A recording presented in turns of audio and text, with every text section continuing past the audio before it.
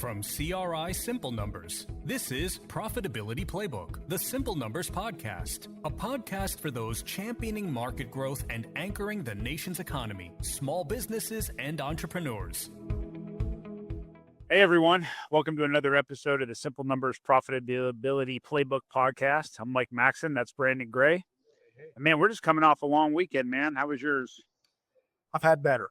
Yeah. I can tell by the voice. Had a tough game Friday night. The high school team I work with, and then the Alabama of last year showed up for the first game, even though we were all told and bought into believing that we were going to play with mental and physical toughness and intensity and dominate our opponents.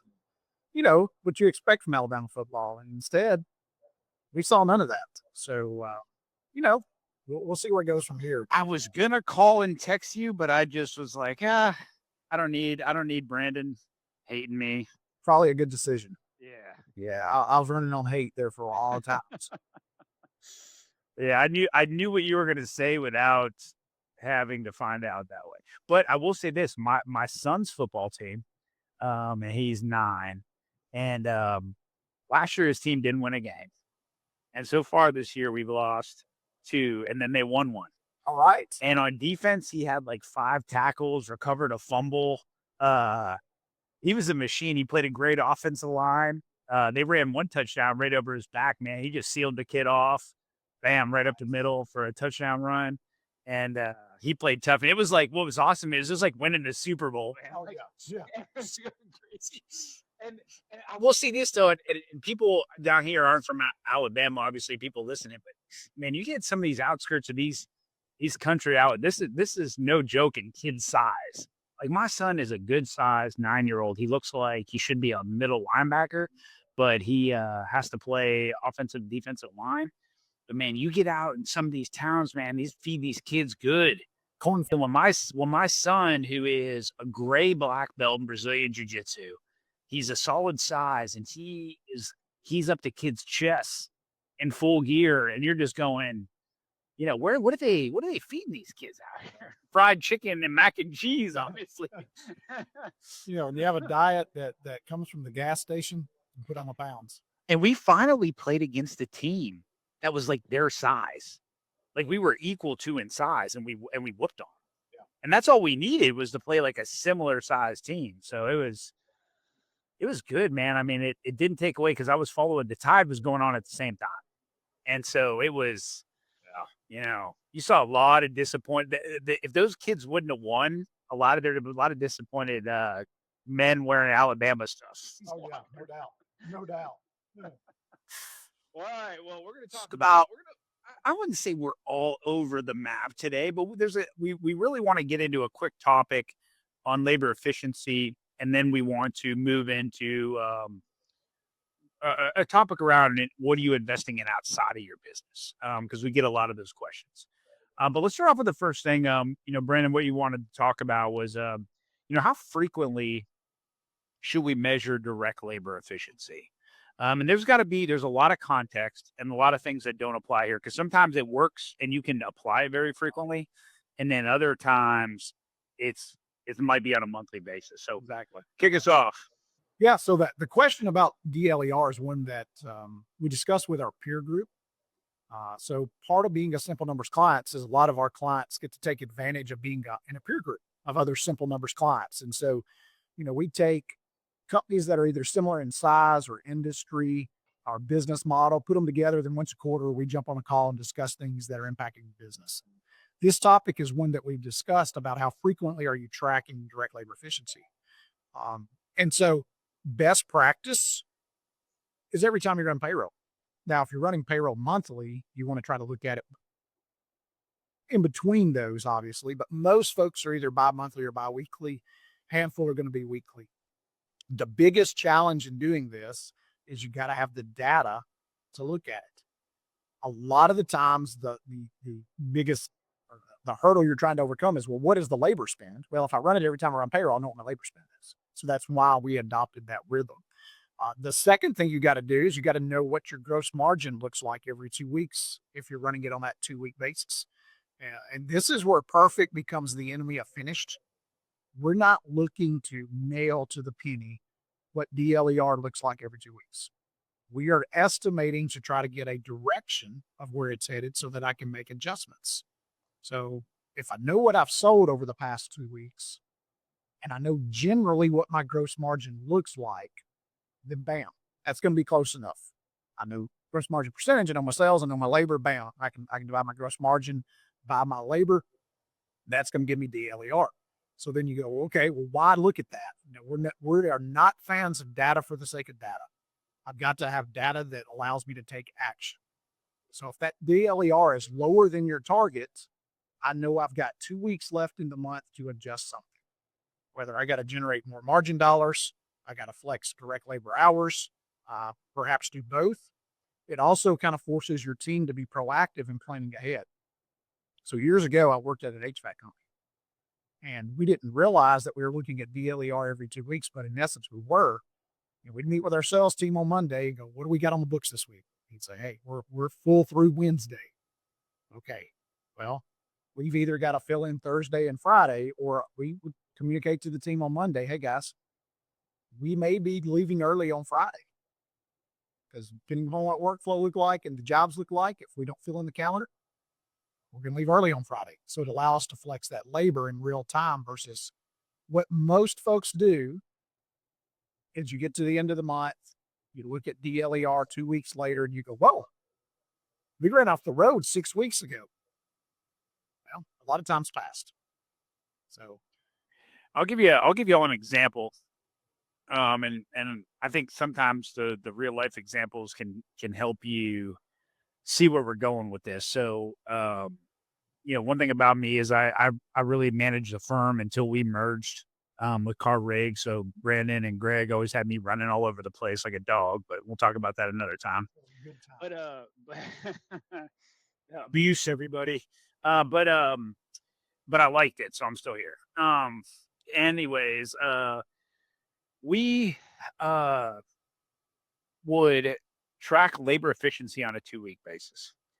So what I would do is I would go into the system and I would see the time, and you could see by basically going, hey, here is everybody's time, their rate, and there was a total. So for example, Brandon put in 40 hours that week. He billed 38 at this rate. That was his total. Well, you do that for everybody and you add up. So you knew how much was billed to a client at that time. Now, we all know that not everything hits an invoice, right? Brandon sometimes is slacking. He's slow. He's not good that day. So you have a realization rate. And maybe you realize of that $50,000 you billed that week, maybe 85% on average is your realization rate. Well, that means that's what's going to hit an invoice. And then obviously from there you have your cost rate of, hey, all these employees here working at their hourly rate, that's my cost. Bam, you have your labor efficiency. Now, you might bill a little higher that week. Maybe it's 90 that week. Maybe it's not. But if you are ballparking, at least from a general idea, and we could of saying, hey, we're going to realize 80, 85%, whatever it was at the time, I don't remember, you would have an idea. And you'd be surprised at checking that on. Remember, we always talk about rolling. And then what you do at the end is you measure that against actual, and you'll find within a couple months, you have a pretty solid idea of where you're going to be at. And then you just keep that going, and then you begin to track it. And next thing you know, man, you got a pattern, you got data, you got leveling out, you got all the things we talk about, rolling 12, rolling 3 analysis. And next thing you know, you can see things much quicker. And holy cow, we only billed $30,000 that week, or holy cow, I checked, and last 2 weeks ago, we only realized 60%. Like, what the heck's going on? And it gets you looking into things, gets you finding things. Remember, labor efficiency isn't the end all be all of it was bad, it's definitely a bad employee, or it was bad and it's definitely a bad client. It could be something as an out of scope project.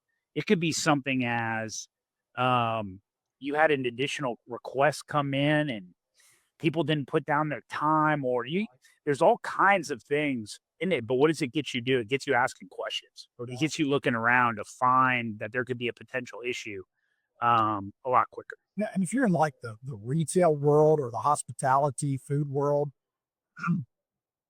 it's really difficult to determine what are the next 2 weeks going to look like, right? Well, that's where you can go back to your point of sale, same time last year. What were those 2 weeks last year? We have seasons, hey, everybody was out of town on vacation. It's the end of August, whatever it may be.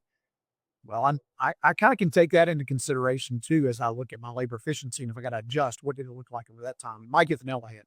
The first few times you do it, you're not going to be great at it. So don't pass too much judgment on it. Allow yourself some wiggle room. But the more you do it, the better you get at it, and you'll start to develop this rhythm of making decisions. Good. Awesome.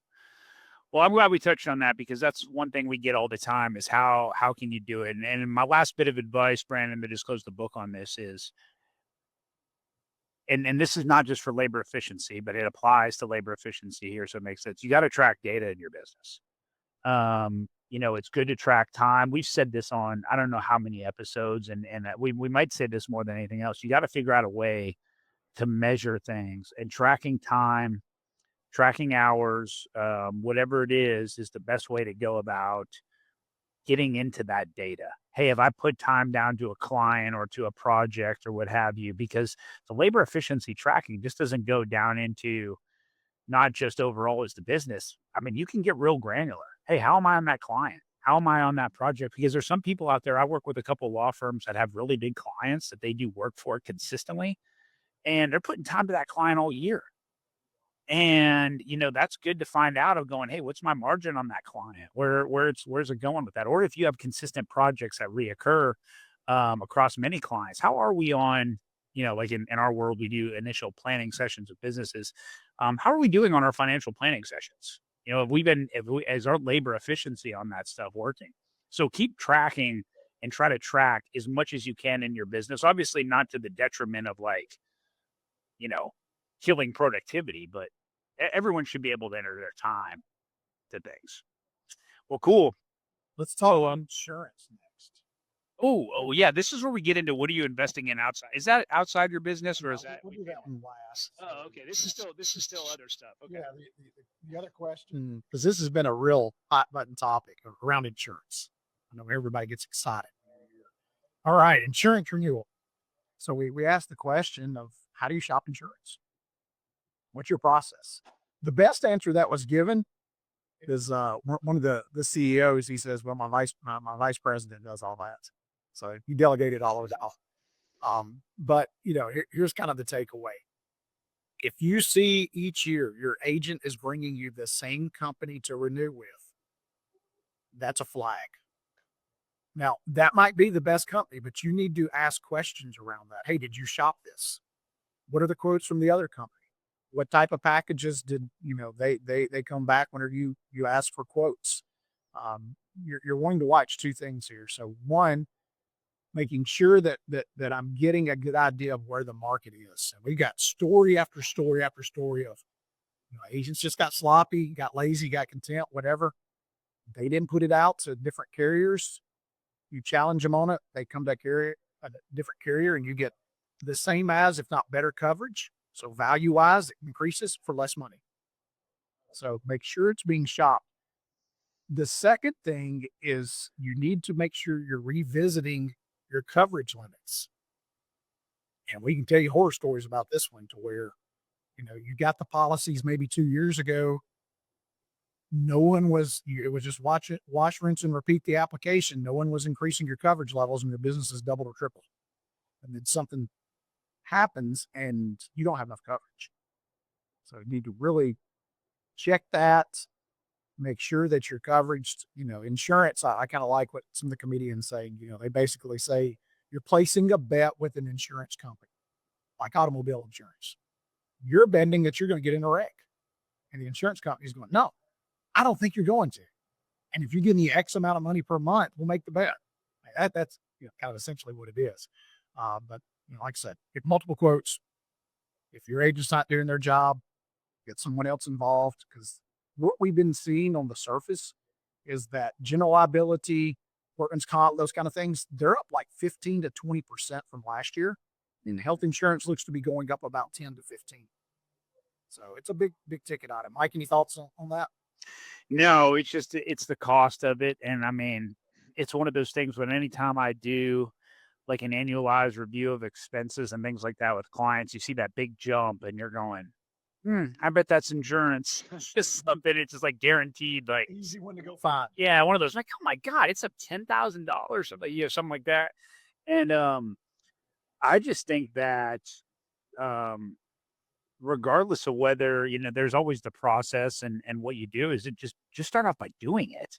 Just start off by looking and we have resources here at CRI if you're a client of ours, or you can look at one of our portfolio companies. There are companies out there that do this for you. There are companies out there. Look, you just got to call somebody and they'll point you in the right direction. And us as advisors, obviously we don't mess with insurance here, but we can point you in the right direction to get you talking to someone and going, hey, is there a better option here for you? And sometimes it's just that. But every year it's going to go up and every year you have no rhyme or reason and they'll never tell you why or anything like that. So just have it on your calendar of going, hey, every year is a recurring thing. I got to look at this and see if there's a better option. Let's talk subject matter experts, Mike. So how are your clients using subject matter experts? Yeah, I've been really impressed lately. This is probably across my client base, the biggest push towards people really finally engaging outside consultants more.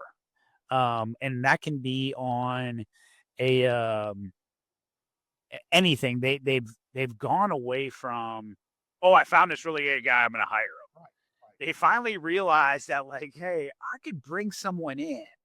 And if they don't do a good job, I just move on.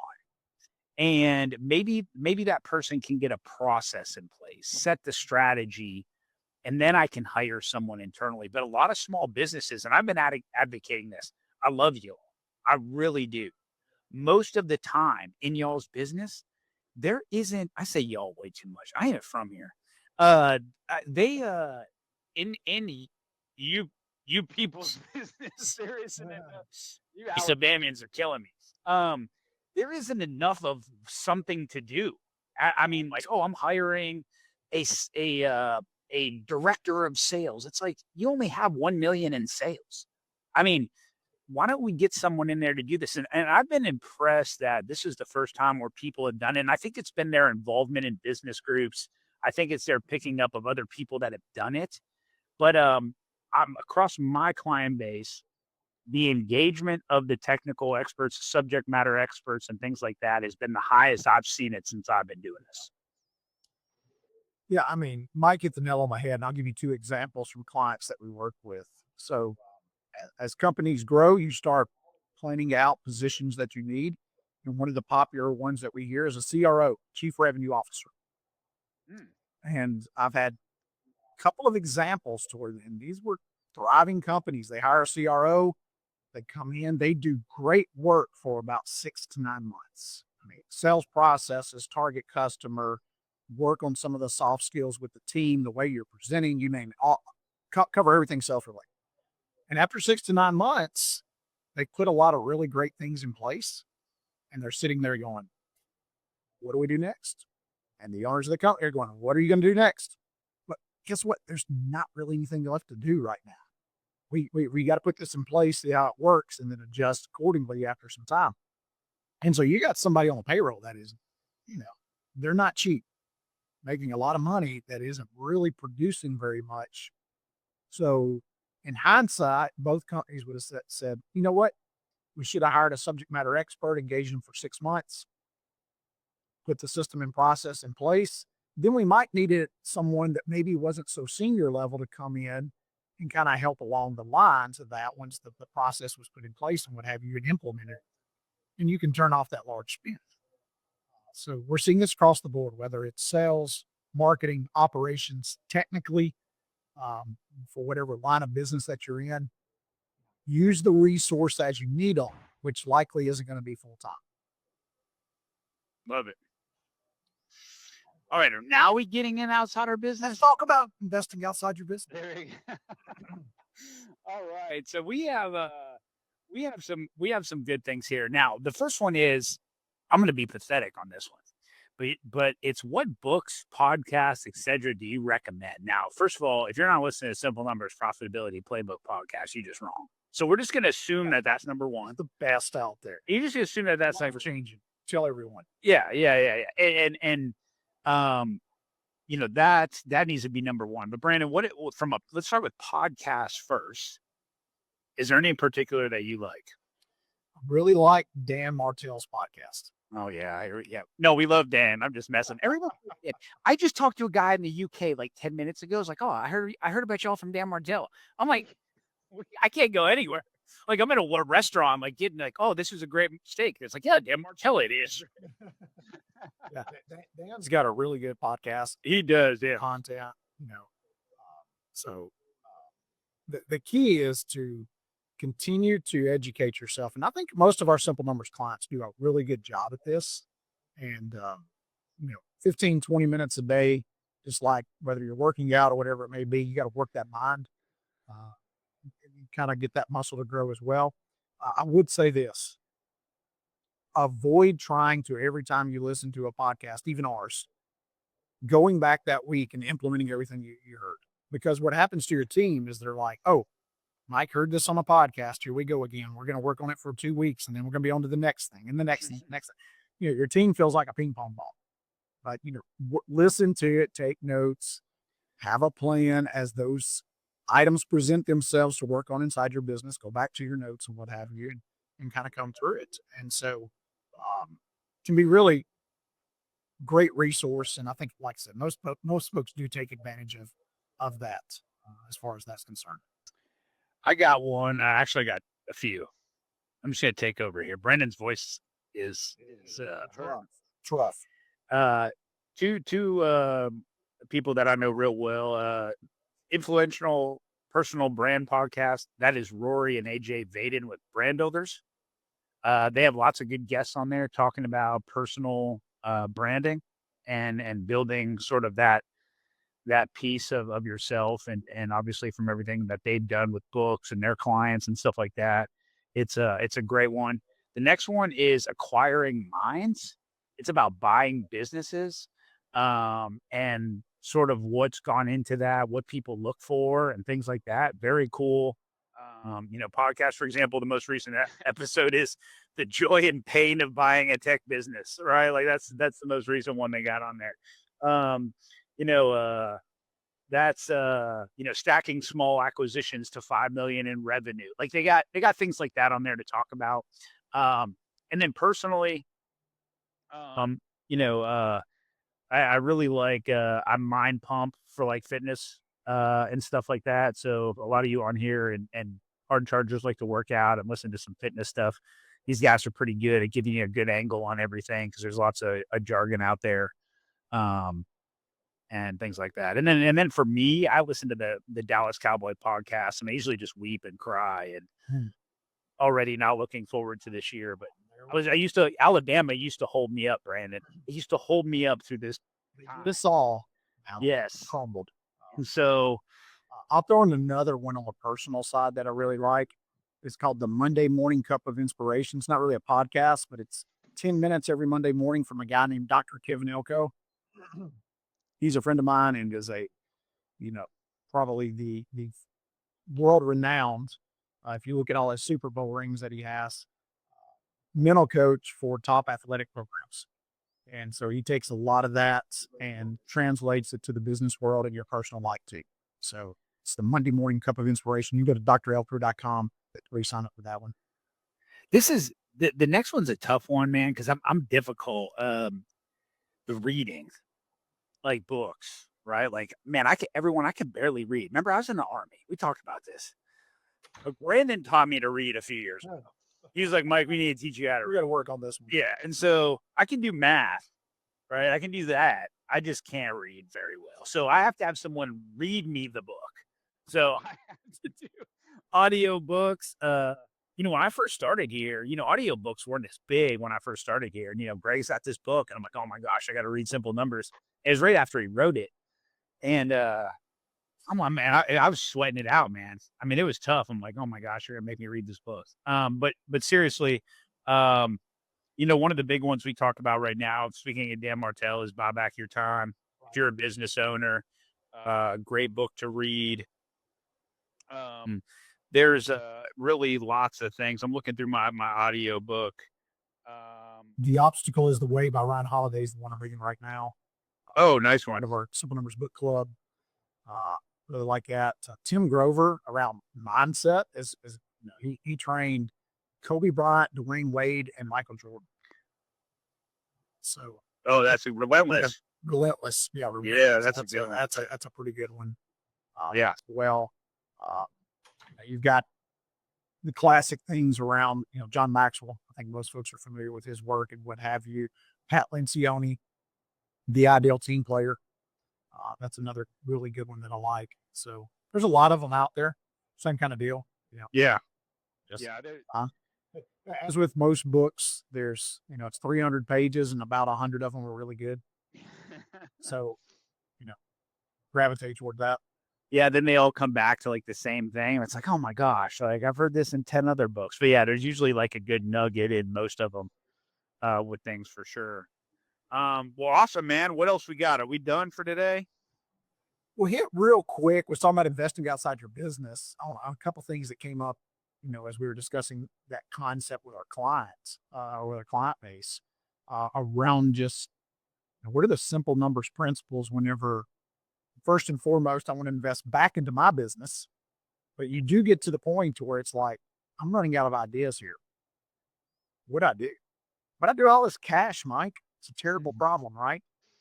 And so I kind of give you a few things that we talk about with our clients whenever you reach that phase, which is a pretty cool position to be into. So, the first thing is personally as an entrepreneur, it can be a risky endeavor. So, 6 months emergency fund stuck back of household expenses. So a business hits a rough time, you might have to go without compensation for a little while. I want to make sure that I'm in a good position personally. And that's somewhat of a given. It's not earth-shattering advice there. The second thing, and this is one that we get a lot of comments about, it doesn't make sense on a spreadsheet, but it makes sense emotionally, is a paid-for home residence. So pay off your house. And I know what everybody's thinking. It's 3% interest. Why would I ever pay that off? Well, once again, being an entrepreneur is risky, and I want to know that come what may, I got a place to lay my head. Also, a lot of times, if your spouse is involved in that, it makes them feel good too. So, paid off house, and I got an emergency fund. We're in pretty good shape, Then you start to look at it. You kind of can decide from there. Okay, which of these angles do I want to go after first? Depending upon how much capital you have. So one is that I put aside my nest egg. A majority of an entrepreneur's wealth is tied up in their business. And I'm not saying that's a bad thing, but do I want to diversify that a little bit? Do I want to have some cash set aside? Do I want to have some investments that are fairly liquid in the stock market that, I could even potentially annuitize at some point in time if I need a guaranteed income? So I can build up that kind of retirement savings, you might call it, outside my business. Or I get to kind of start exploring other investments. So the most popular is real estate. Entrepreneurs love real estate, nothing wrong with real estate, but you want to look at risk and return, what have you. If you're kind of thinking in that vein, one approach is the limited partnerships that pretty popular, whether that's, a fund that's investing in apartment complexes or storage units or car washes or whatever the latest fad is. PE funds, those kind of things as well. And then once you've kind of started diversifying a little bit there, you got that nest egg set aside, you're in really good shape financially. You get to kind of be, as Greg Crabtree would say, a little bit of a juvenile delinquent with investing. You can be an angel investor. You can invest in a startup. You can do some really different and cool things. And one of our favorite strategies around that is if you're going into it, maybe it's just you and one or two other people, it's kind of the meeting of what we would call the capital partner with the sweat equity partner. So maybe you've got a friend, a family member, or whatever it may be, they need $1 million to get this business off the ground. Okay, great. So I'm going to invest $1 million in the business. I'm going to be the majority owner of that business until my investment plus a return is repaid to me. And then at that point in time, I'll become a minority owner and they become the majority owner. So at that point, they put in their sweat equity to repay you for your capital plus a return. Now we're going to shift. They're going to be the majority owner. I'm going to be the more silent owner. Sure, I'll still have some ownership interest. We really like that strategy as you look at some of those investments. And so happy to talk more about that if you guys have questions on it or what have you. But, like I said, Privately held business has been proven time and time again to be one of the best wealth creation tools available. So let's use it to do that. Awesome. Well, very cool. Well, this has been fun, Brandon. I love when we hit a bunch of different. I do too. I think my brain tends to work that way. I like short, 2-3 minutes, really intense on a topic and move on the next. Yeah. We just got to do that one time. Just get on here and just fire. See how many we can cover at once? Yeah. Yeah. Well, hey, one more thing, everybody, while we're here, before we go, just keep in mind that, 2026 planning is probably about to get underway here as we get into Q3 and Q4. So keep that in mind we're already into Q3, but, keep that in mind for what you're looking to do. And obviously we have these podcasts, but, that's one of our main things here is obviously helping people get ready for the next year. So never hesitate to reach out to us. You need any help with 2026 planning. It's really one of our fun things to do is forecast and help our clients get ready for the next year and the exciting things to go. I know we have a lot left in this year. There's still a lot of work to be done. We're not done yet. Start getting things in place, and if nothing else, find a way to make money on the spreadsheet for 2026. That's right. That's right. Absolutely. Yeah, absolutely. But anyways, for Brandon, I'm Mike, and we're going to catch you next week. See you guys. See you. If you want to know more about driving sustainable profitability for your business or are interested in learning more about CRI Simple Numbers, please visit our website at simplenumberscri.com. Thanks for listening to this episode of Profitability Playbook, the Simple Numbers Podcast. You can subscribe to Profitability Playbook on Spotify, Apple Podcasts, or wherever you prefer to listen to podcasts. If you like what you heard today, please leave us a review. This podcast is brought to you by CRI Simple Numbers LLC, a division of CRI Capital Group LLC, and a subsidiary of CRI Advisors LLC. CRI is the trusted brand under which Carr, Riggs & Ingram LLC, the CPA firm, and CRI Advisors LLC, along with its subsidiaries, deliver professional services. Please note, Carr, Riggs & Ingram LLC is a licensed independent CPA firm offering attest services, whereas CRI Advisors LLC and its subsidiaries specialize in providing tax and business consulting services. These entities operate within an alternative practice structure as defined by the AICPA Code of Professional Conduct and comply fully with applicable laws, regulations, and professional standards. Ready to simplify your business finances and drive growth? Explore valuable resources, books, and tools designed for entrepreneurs and small businesses at simplenumberscri.com.